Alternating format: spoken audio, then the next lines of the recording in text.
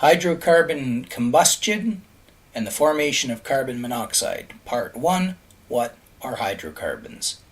Hydrocarbons are chains of carbon and hydrogen atoms strung together in a variety of ways. The simplest hydrocarbon of all would be hydrogen itself. So simple, I guess it's just a hydro.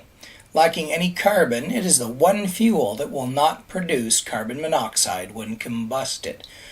Methane, or natural gas, is a single carbon attached to 4 hydrogens. Now that carbon is present, it is possible to release carbon, carbon monoxide, and carbon dioxide when it is burned. The second most common gas at home is propane, and it is really simply bulked up methane. It simply has more carbons and hydrogens, but will burn just the same. These hydrocarbons keep getting more complex, like gasoline shown here, but no matter how intimidating it looks, it is still just a collection of carbons and hydrogens. Any fuel with carbon and hydrogen, burned in oxygen, can form a few well-known products: carbon dioxide, carbon monoxide, and carbon, or soot. This is the trinity of death of the industrial age: the soot that blackens the hills, the monoxide that bruises the skin, and the blanket that smothers the earth. These are the price we pay for the machines we so dearly love, and we have changed the nature of the entire planet from them. In addition to these 3 products, water vapor is also created, but this is harmless to us, but not to the machinery. We must rid our machines of the collected water vapor, or they can malfunction and cause the creation of the other 3 in a harmful state. So let us begin our journey. Burning hydrogen and oxygen.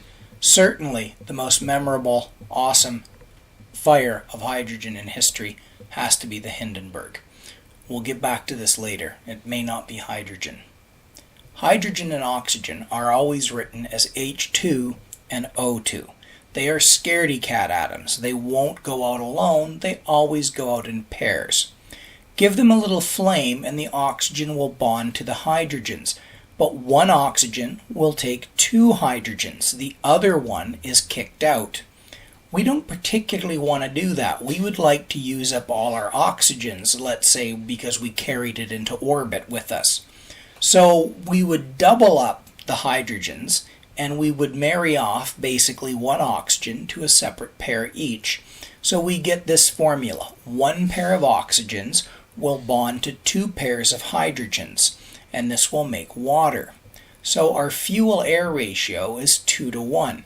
2 scoops of hydrogen plus a single scoop of oxygen will only have 2 scoops of water coming out the tailpipe of our machine. It's one of the most miraculous, clean-burning fuels that exist. So you get nothing harmful from burning hydrogen, though it has used up the air in the environment if you burned it in the open. So what we'd like to do is see what hydrogen looks like when it is deployed as a fuel. Houston flight is go. SRO is go. You have a range clear to launch. And CDR. CDR is go.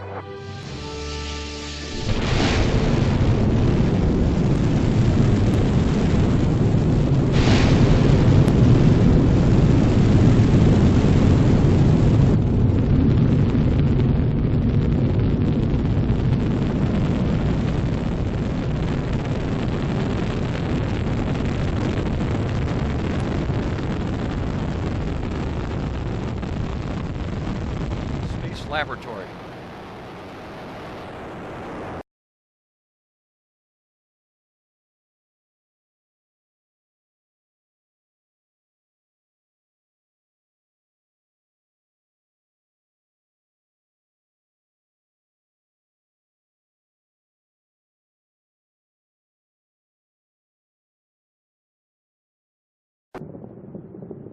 At Lit Shuttle, boosters and external tank weighed 4.5 million pounds. The total thrust at launch was 6,425,000 pounds. 1 minute 33 seconds into the flight, Endeavour flying at 1900 solid rocket boosters. Combined, the twin boosters provide 5.3 million pounds of thrust to propel the orbiter towards space.